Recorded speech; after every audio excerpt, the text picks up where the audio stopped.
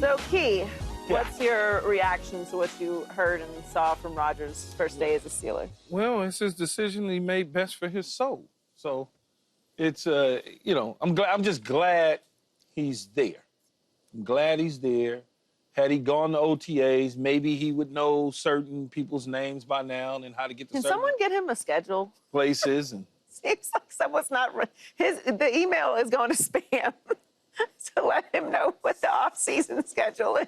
He'll be all right, though. I mean, look, like I said to you guys early on, when we first started having this conversation about the Steelers, however many months ago or whatever it was, that when he's ready to come in, he'll go.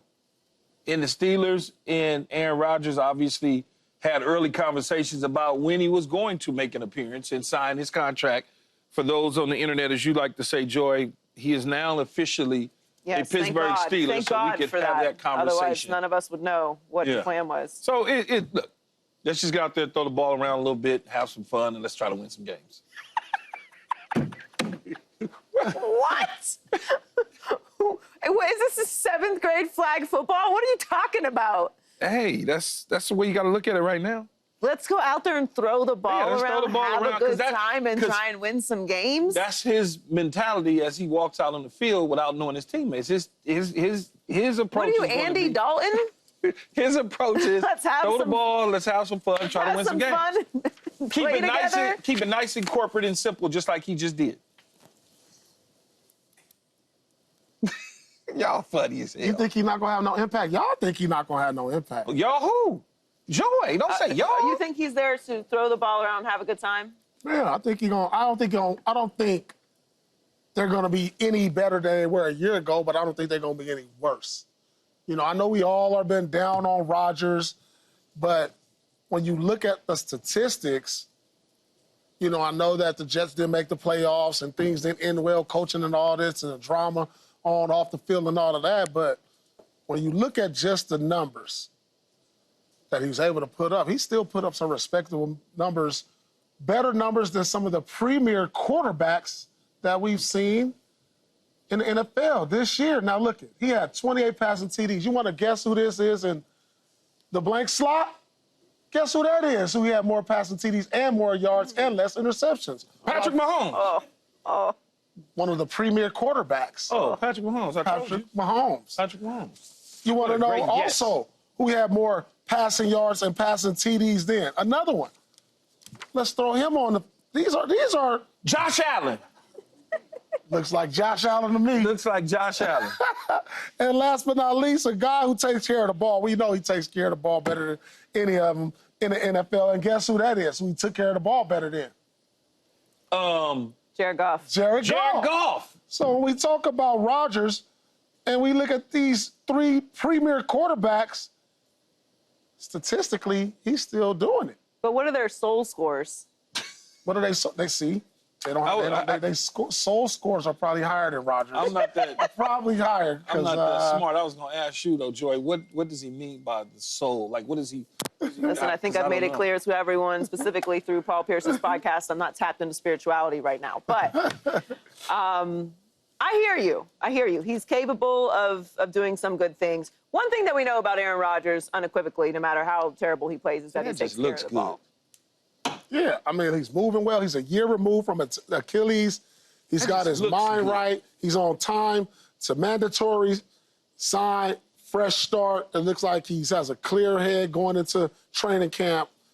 And I like all the positive things he said. So with the culture that they have down there with Mike Tomlin, listen, this is going to be better than we initially thought it would be. Now that the holdout is over, everybody can relax. The holdout is over. The news is broke. He's in camp throwing the ball. Now we can relax and get to football and see what Rodgers is going to give us in possibly his last year. Yeah, clearly there was a lot of business he needed to handle, right? You know. So I just want to make sure that this is not going to spam. Do you feel like it's going to be a disaster? No, I don't actually. I don't think it's going to be a disaster. I don't think that it will be a disaster because I don't think that Aaron is going to have anywhere near the control that he had in New York to make it a disaster. And I don't think that the Steelers' defense will ever play bad enough for it to be a disaster. And Mike Tomlin doesn't coach disastrous teams. So a disaster to me is, 6 or fewer wins. Nah. That's not happening. I don't think it's going to be a disaster. I don't think it's going to be as successful as people are saying. I actually think it's a wash. I think it will be pretty much the same as last year, except for I don't think that they will make the playoffs. You can be right about that. Let me ask you this. Which is fine. Is this Super Bowl or bust? For me, it is. Yeah. Because you don't get guys, regardless to what he's done in the past couple years, you don't get guys like that.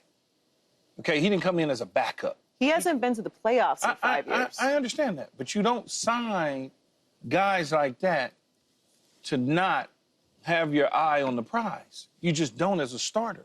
You don't. Because if you just wanted to, think about this though, Joy, if they just wanted to make it to the playoffs, they could have signed 1,000 different quarterbacks just to make it to the playoffs because Mike Tomlin has done that in the past. They don't need Aaron Rodgers to just make it to the playoffs. I mean, it's not like they're breaking the bank with him. I can go with $13 million. Half of that 13, I can go and find a quarterback on somebody's roster that will help them just make it to the playoffs. No, that ain't out there. No, it is. I promise you.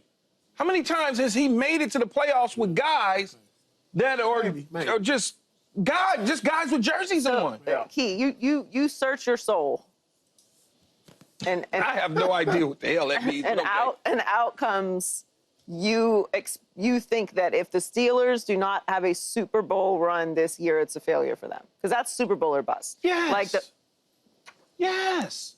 You don't sign Aaron Rodgers. You think that the Steelers are going to the Super Bowl this year with Aaron Rodgers? I don't. But I'm not them. A question was posed to me from your mate next to you. I'm trying to answer it seriously. No, because he said it last year with the Jets. It was Super Bowl or bust. Yeah, you don't. But to me, it's Super Bowl Paul, or let me tell bust. you something, man. Yeah. Teams don't go get great players. They don't go get great players. But Aaron Rodgers is not a great player anymore. Does he still carry that aura? He still carry that weight? He was a great player. You know what I'm saying? If he didn't carry the weight to the Rooneys and Mike Tomlin, they would have just stuck with, not Duck Hodges, but what's the dude's name? Mason Rudolph. They tried. They tried to get Matthew Stafford. They tried to keep Justin Fields. And then there was Aaron Rodgers. Yes, because they think in their minds that he has the capability, much like Matthew Stafford, okay? Oh, no. Come on. No. I'm just telling you. Come on now. Matthew Stafford and Aaron Rodgers are not the same player right now. Matthew Stafford has been a better quarterback in the last couple of years than Aaron Rodgers. There's no question about it. But I don't think. But the Pittsburgh Steelers, you got to listen to what I'm saying. The Steelers and their organization thinks that he's the answer to their quarterback problems for this year. I think he was just the available one. They could go get anybody. They could have signed damn Jameis Winston if they just wanted a guy underneath the center. Yeah, but I just think it's different this year. I think it's really different. Like, you're not going to just make the playoffs. You're not going to be at the top of the division after, like, the first 6 weeks like they was a year ago because Baltimore is not going to fumble coming out the gate like they did a year ago. No, I understand everything that you're saying, Paul. I'm just trying to give y'all what little bit of knowledge I may have. So why is he third on the list? He was third on their list. Remember because I'm going to try to get Matthew Stafford, which that was never going to happen. Just wasn't, nobody was ever getting Matthew other than Sean McVay and the Rams. So that was just something to just put out there to make it seem that way. But in the end, if they didn't think that he was capable of taking them further than where they've been in the last season and where they went last season, they could have just stuck with the quarterbacks that they already have on the roster or go and get somebody else that helps them win games and not take them to where they want to go. Right. Well, Rodgers' one-year deal in Pittsburgh is filled with incentives, and Albert Breer revealed exactly what they are. So, Key, which incentives are the most realistic for Rodgers to hit this season? Making the playoffs and maybe win a playoff game. So the... Oh, you mean number-wise? First two. So he'll most likely... $500,000 if the Steelers make the playoffs, $600,000 for a wild card round win or a first-round bye. Yeah, if they make the playoffs, he's going to pick up that $500,000. He's going to pick that up because they're going to make the playoffs. So he's going to pick that $500,000 up.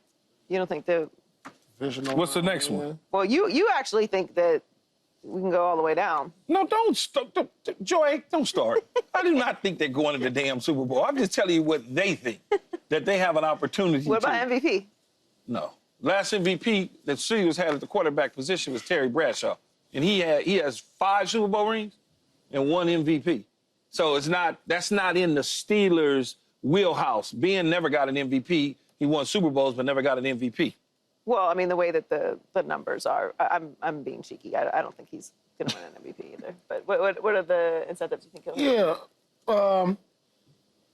Do you think they're going to the playoffs? I think they will make the playoffs.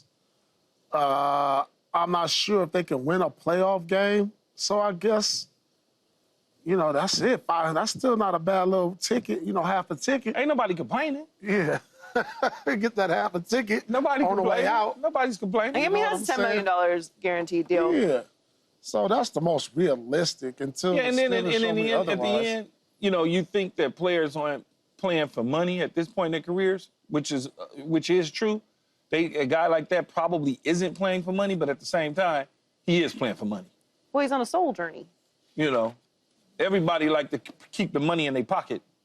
The other major news, money-related, from Pittsburgh is that defensive star T.J. Watt did not report for mandatory minicamp as he seeks a new contract from the Steelers. The former Defensive Player of the Year is entering the final year of his current deal and will be subject to over $100,000 in fines if he skips all 3 days of camp.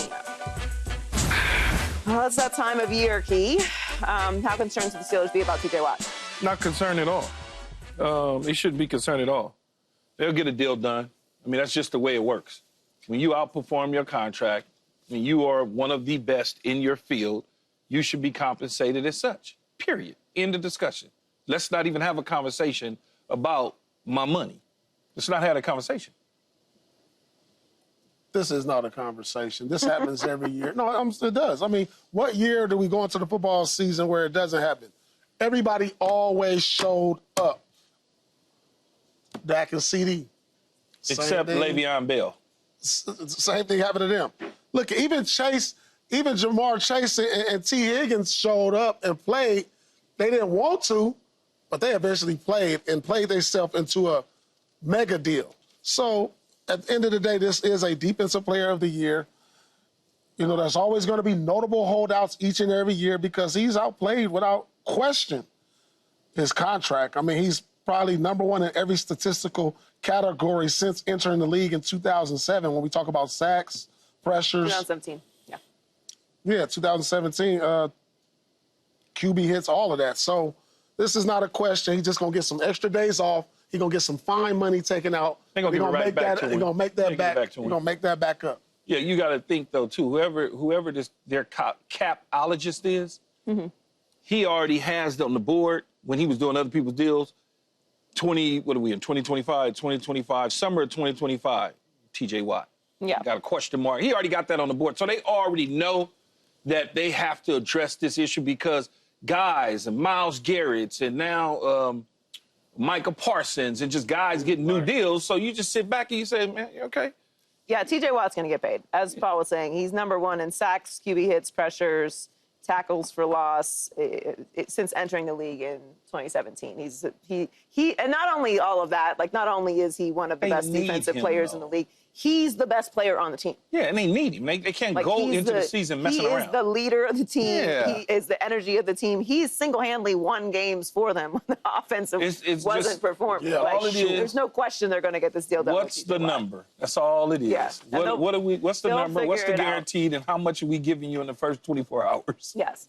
Subscribe here to get the latest from Speak and go watch a few segments from our other shows on FS1.